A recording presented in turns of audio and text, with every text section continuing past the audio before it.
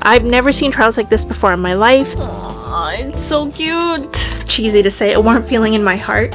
This is awkward. I got this is like $5.73. When the book ends at $7.27, every single chapter it feels like an episode in a sitcom. I don't know, I'm getting so confused with the story.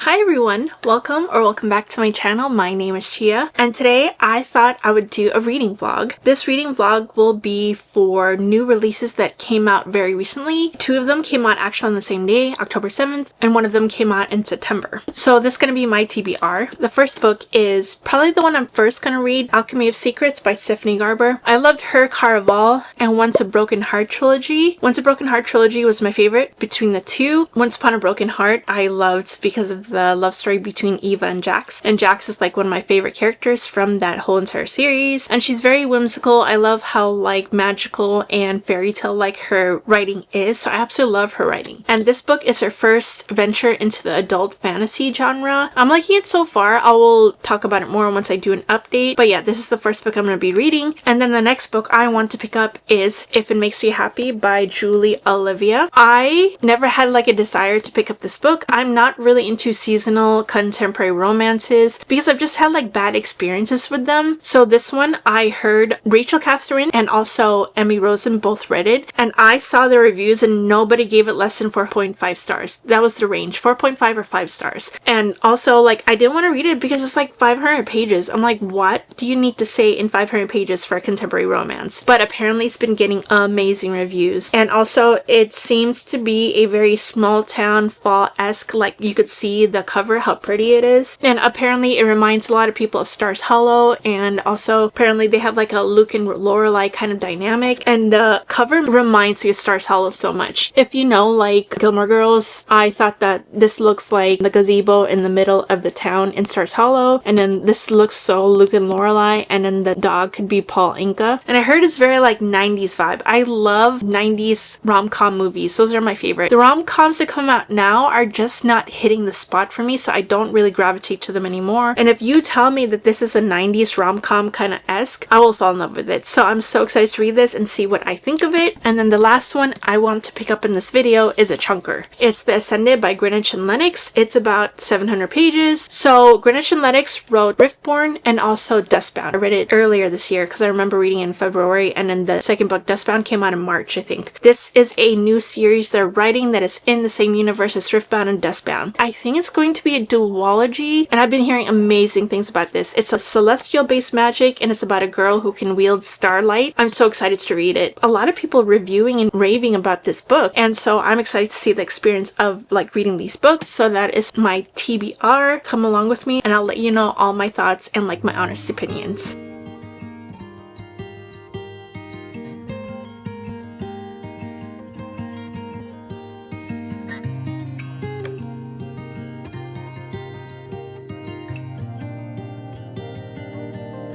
Want to do an update. I'm not that far into it. I'm 52 pages into Alchemy of Secrets, and I'm on chapter 6. So to tell you a little bit about it, this follows a character named Holland St. James, and she is taking a folklore class called Folklore 517. It was a class that she used to take, and also even to find the class, it's not listed on any class programs or anything. Apparently it's one of those classes that you learn from word of mouth. The professor gives you like one hint to how you can find her, and she does this every single week, and she sets her classes at different points of Hollywood. The class just basically follows like all these different urban legends, and there's like a lot of like old Hollywood atmosphere in this, which I love, but it's set in modern day. And Holland St. James, I'm like kind of feeling for her because she kind of has a terrible past. She has a twin named January, and she's currently in Belgium, I think. She has a job that deals with art antiquities where where she is there to acquire them. And their parents unfortunately have like a tragic background too. And so she is seeing someone named Jake, and on their first date, it starts off where they're going to this place where it's behind. She describes it as one of those doors where the old detective offices where it's like a frosted glass, and there's this legend where if you go and look for the watchman, he will tell you when you will die. But so far I'm liking it. I'm liking the atmosphere of it, and also it's set around Halloween time. It's literally the day before Halloween time. It's like reminded me a lot of Caraval and of how Scarlet was in the beginning. So that is the update I have right now, and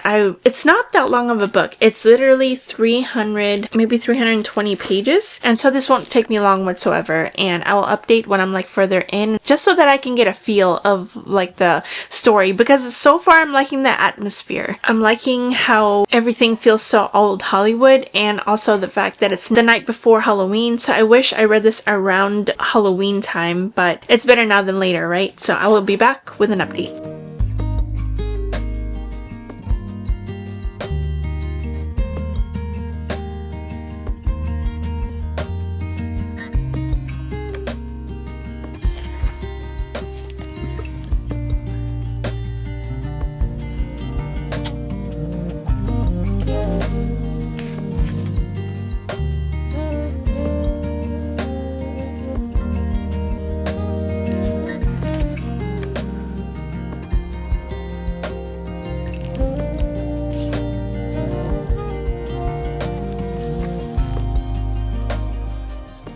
What?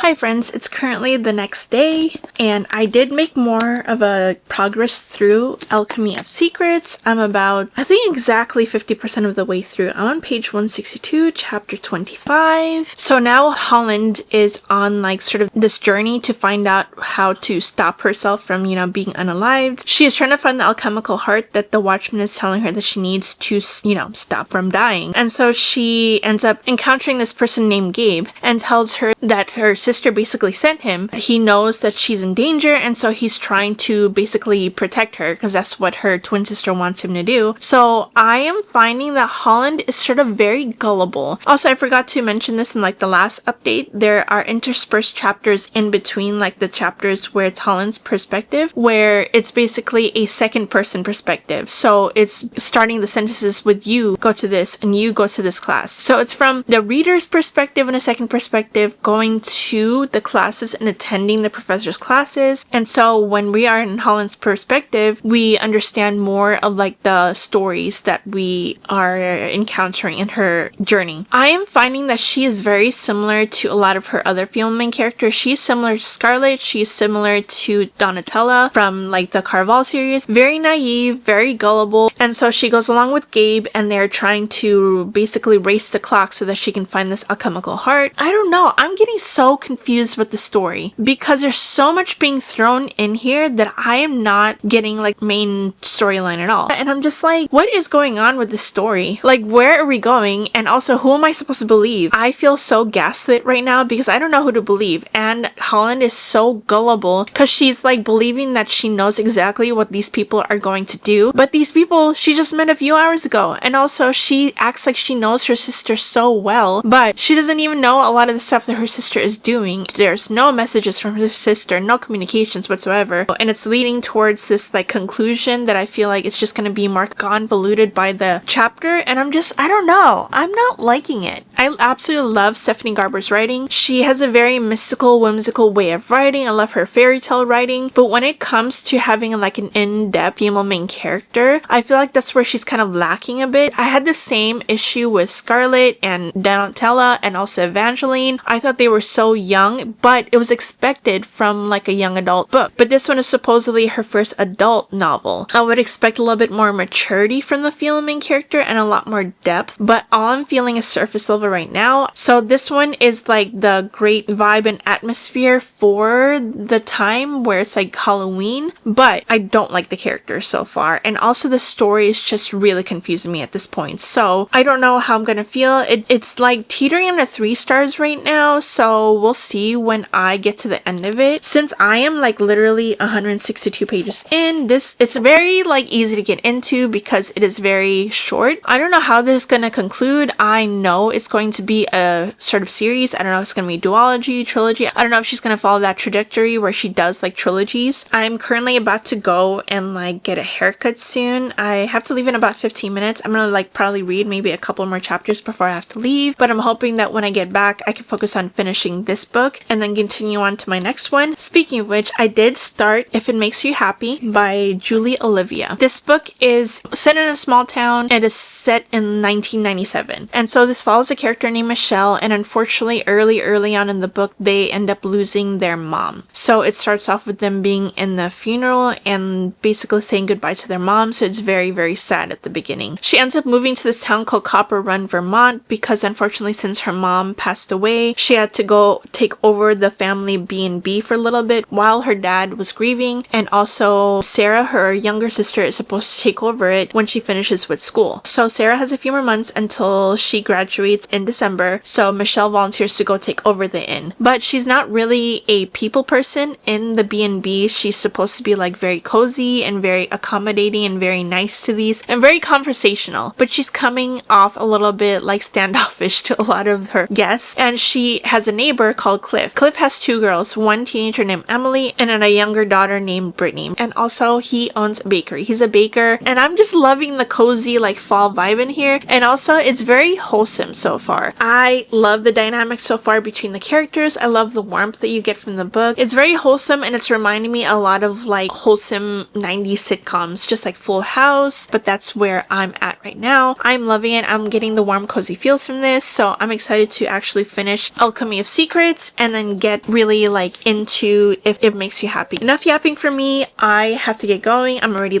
running late as I usually am, but I'll be back once I come back from my haircut. Okay friends, I am back from my haircut. I think the girl did really good with my hair. I asked for like curtain bangs and then a bunch of face framing layers, and I also asked for taking off a bunch of like my bulk in the back because my hair does run pretty thick. But you didn't come here for hair chat, so I'm ready to smash out Alchemy of Secrets. It shouldn't take that long. It's like less than 200 pages, and I said it's like pretty easy to binge, but let's see how I finally think about it at the end. Alright friends, it is currently the next day, and I did end up finishing Alchemy of Secrets by Stephanie Garber, and I hate to say it, but I'm really disappointed. I was expecting a lot more from this because I'm so familiar with Stephanie Garber's writing, and I was excited for her to be able to write an adult novel, but it still was very YA feeling to me. The characters that she wrote, with the lack of depth, just gave me no feeling of like being an adult novel, if that makes sense. Holland, I honestly believe, didn't grow at all throughout this whole entire book. I don't know if she's trying to make her grow in the following book, or even if Holland is going to be the main character in that book. It just felt like the whole entire plot was so all over the place, and then also the ending just really like left me so unsatisfied because there were things thrown in at the last like maybe chapter that tried to answer some questions, but they weren't really answering it because it just like left more open-ended questions for us to like try to solve. And I guess that was her entire point since she was trying to write a series. I just didn't like it, and I doubt I'm going to continue on with the series because nothing was compelling for me enough to continue the series. And so I am teetering between a 2.75 and a 3. I've never ever given Stephanie Garber's books less than like 4 stars. They've all been 4, 4.5, but I think I'm gonna come to my conclusion at the end of this book. So I will continue on with the next book I have, which I'm reading right now. I'm still reading If It Makes You Happy. I'm on page 200. It's a long book, and usually like contemporary romances like this, I don't get why it would be a long book, but the way it's going about it, I absolutely love. I think the way it's being written is that every single chapter, it feels like an episode in a sitcom. And this book reminds me of all of the conflicts and like there's problems that come about in sitcoms, but they go about it in like the more wholesome way of solving it, like communicating your feelings and communicating how you're feeling about certain things. And then also how like stuff where the teenager is, you know, giving her dad attitude, but he finds a way to make a joke about it or joke with her about it so that she feels at ease because he cares about his daughter and he cares about her well-being. And also he's trying to help Michelle at the same time, like Cliff is, because she has the problem of not being sort of like a people person. She doesn't know how to talk to them, interact with them, and give them like a good feeling of ease. And she thinks she's doing everything right, but she's not. And so Cliff is there to like help her out because he's really good with people. He actually knows how to talk to people and like have them laugh. And it's just giving me a warm feeling, just cheesy to say, a warm feeling in my heart. And I miss wholesome books like this. We are so used to a lot of like dark books that are affected with trauma. It's a very slow burn. I really love how it's being approached in this book. I love how we're getting to know like each of the characters despite them being side characters, and you know the main focus is absolutely the love story forming between Cliff and Michelle. They're slowly opening up to each other, but what I'm seeing right now is that Michelle doesn't really open up too easily to people, but for some reason she and Cliff like really connect. We're in October now, October 1997, so they're preparing for Halloween, and so I think every single part is probably going to be going over the different big holidays that they have. I love that feeling. I love the feeling of small town, eccentric, warm, loving, helpful people in small towns. And so I'm ready to like sink more into the story, and I have a feeling I'm gonna end up missing this town and missing these people, so I am really liking it so far.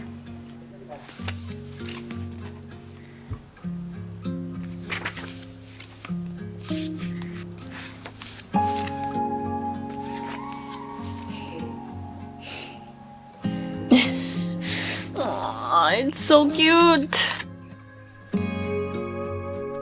Okay friends, it is currently Saturday and I did end up finishing If It Makes You Happy last night, and this was so good. I was teetering between a 4.5 and a 5 stars, but I think I'm gonna give it a 4.5. It was great. I love the wholesome moments in this book and also the tension between the two characters, Cliff and Michelle. I really liked it. Again, it reminded me a lot of like 90s rom-coms, and it had that balance of romance but yet sincerity, and also the familial ties, because it also deals with him trying to raise his two little girls on his own without his ex-wife being around. I absolutely love the ending of this. I absolutely love that it was like almost 500 pages because it gave me a chance to understand the characters and also fully deep dive into the world. I miss this world so much. I'm hoping that she writes more books in this town. So if you're looking for like a fun, cozy rom-com kind of deal and also a really good slow burn with great characters,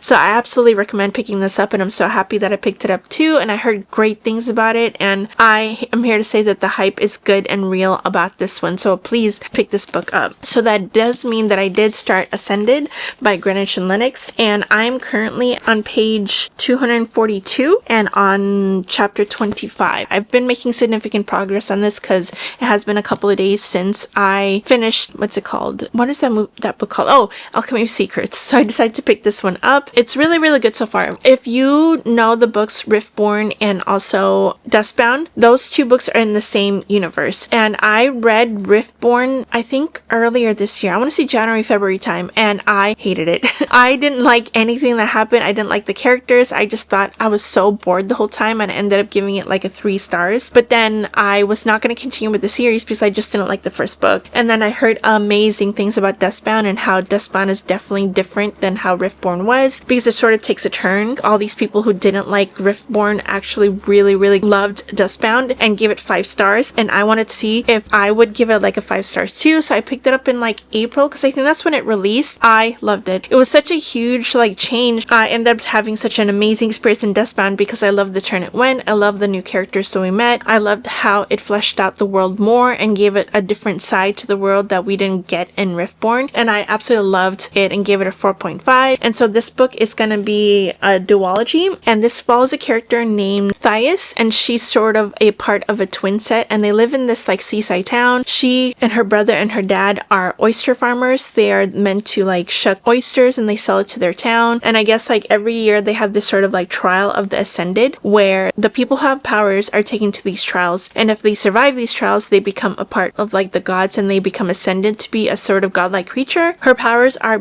being able to control control the stars and also forge these stars into like sort of starlight weapons, which is so cool. In her town, no one knows that she has powers besides obviously her family. Thatcher has no powers and he doesn't have any inkling of that whatsoever. She has been secretly practicing, but unfortunately one night they discover that she has powers, and so during that time she is forced to go attend the trials. I'm really liking the trials aspect of it because she ends up getting chosen by a sort of one of the ascended. They become sort of like her tutors. He's sort of like a necromancer because he's able to control the dead, and he's been able to use the dead to be a part of his army, and also he has alchemy powers, so he teaches her how to do alchemy, and I love the little interactions with them so far. I just want to know more about his backstory, but yeah, that's what I'm getting so far. I'm trying to be as general about it as possible because I know that there's some going to be twists and turns in here that I don't want to allude to whatsoever. I was kind of afraid going into it because there's a lot of trial books now that are being so overdone, and this one with the first trial, I already see how unique they are. I loved it, and I already see like her starting to form sort of like friendships with people in this trial, but yeah, I'm enjoying it so far.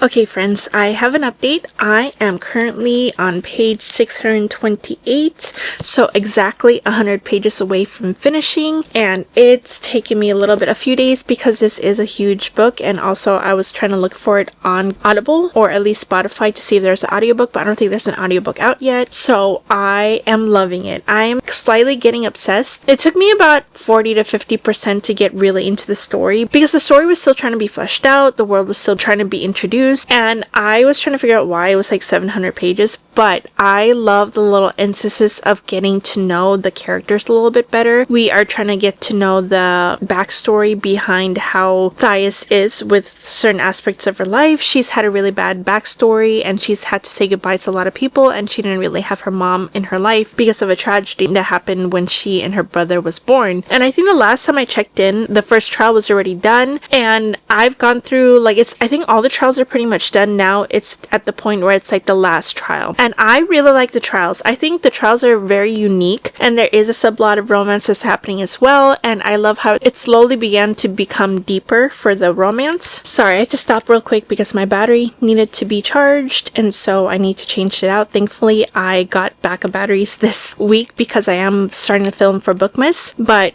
where did I leave off? Oh yeah, I like how the characters are slowly trying to get to know each other. There's like training sequences, and then also there's little unique things, like unique clues that they find out for when the trials get announced, and the trials are maybe announced the day before, or sometimes the last one, especially the third trial. I think the second and third trial are my favorites because of how unexpected they were. I've never seen trials like this before in my life, and I was so shocked when we realized we were in the middle of a trial, and it was so good. And I like how unique this is, and the world is like being fully fleshed out, and how there's like different realms. And also I really love Thias's power. She knows how to wield starlight, so she can pretty much make any single weapon that she wants, and so she is basically like one of the most powerful. Everything is going good right now since all of the trials are pretty much like almost done, and they're about to approach the last trial, and it's always the last 100 pages that are always the more exciting parts, or like where everything goes to hell basically. And so I am afraid because I heard there's like such a huge twisty ending at the end. Yeah, I just got home from work. It's literally the day before Thanksgiving, and we got let off early, and I'm gonna be off for the next few days until Monday, so I am ready to finish this book. I'm gonna get changed, get relaxed, and try to finish the last 100 of this, and hopefully I will be able to record my reaction, but wish me luck. Okay, hope you guys don't mind the lighting, but I wanted to finish the last chapter with you guys. I'm nervous. There's so much going on right now, and we found out so many twists and turns. I feel so bad for Thias, and there's so much going on, so oh my god. I'm 9 pages away. Holy crap. Okay, last chapter.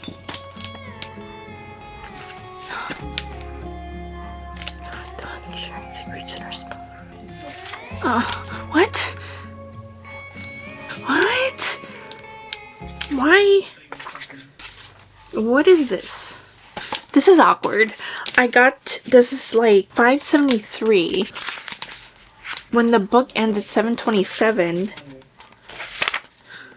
when it randomly, like, the printing just starts in the middle of the page, and this is from an earlier chapter. I think it was just probably printed weird, but that's weird.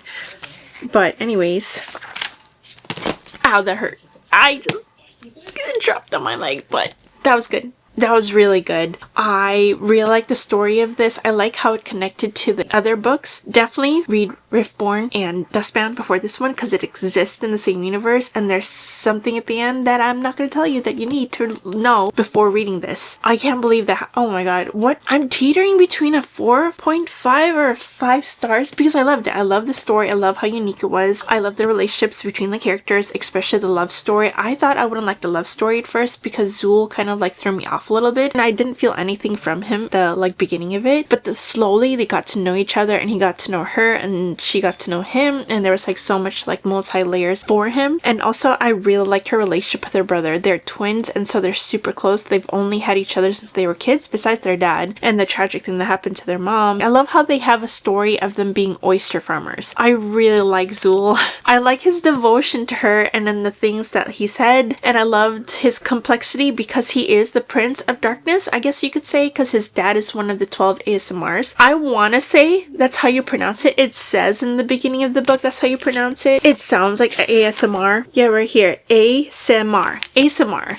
There's 12 ASMRs, and each of them have like came from the primordials, I want to say, and then there's so much like layers to this world, and then also the legends are the ones who become ascended and they become gods. And so the people who have powers go through these trials in order to see if they will last to be ascended. That's basically what Thais went through. I loved the story. I loved how it was based on celestial magic and how there's like different layers to it because of how deep the celestial magic is, and it deals with the gods, and I love this story so much. I highly recommend, and I will probably put on the screen when I ultimately decide what rating I want to give this because I loved it so much. I love the story, I love the characters, I love the world, and I can't wait to see what will happen in the next book. Apparently there's going to be a duet. It's gonna be trying to, I guess like you could say it will be interspersed with the connection on the Esperthian trilogy. I think Lennox and Greenwich, they're both writing the third book in the Esperthian trilogy next, and then they're gonna come out with this one next summer. I can't wait to see what happens next because the way it ended, it left so many things open, and I don't know how they're gonna resolve a lot of the things that are open. It just made me kind of sad with some of the parts that happen. I feel so bad for Thais, like I said, and I love her. She's not knowing like all the other FMCs that we've read. She is very smart and calculated. I love their genuine friendship. They weren't like trying to pretend with each other. I highly recommend this book. I think you should really pick up Riftborn and Dustbound first. Like, you don't necessarily have to, but the ending, the chapter at the end, you have to read Riftborn and Dustbound just to understand the full story, the full impact of everything. Just to wrap up everything that we read, I really did not like Alchemy of Secrets, unfortunately, and I wish I did more because I love Stephanie Garber's writing. It just was executed very poorly, and I don't know if I already like told you what my final rating was, but I already said that I'm gonna give it a 2.75. I loved If It Makes You Happy. I don't want to get the books right now. I don't even know where they're at. I don't remember sometimes when I like finish books where I put them. I think I put them on my shelf in the living room, but I'm not gonna go out there right now. But yeah, I loved If It Makes You Happy. If you want like wholesome 90s fall vibes, plus a really wholesome romance, plus a great family dynamic, and also a great single dad trope. I loved Michelle. I loved seeing her character development, so I gave it a 4.5, and this was probably my favorite of the bunch. This I highly recommend picking it up, especially if you're looking for something different than the rest of the other fantasy romances that we've been reading. This is more of a dark fantasy. There's a lot of darker stuff that happens in here, and I didn't think I would like it that much because it's so long, and I've been having such bad luck with long books lately, but I've actually loved this one. I think the 700 pages that it was perfectly gave depth to all of the characters that were in here, and it made me understand the full-on world because there were so much things that needed to be explained in here and how everything connected together. I did really like Zool, so yes, highly recommend this. Anyways, thank you for watching. I hope you enjoyed this vlog, and if you want more like this, like and subscribe. It really does help my channel a lot, and I will see you all next time. Bye!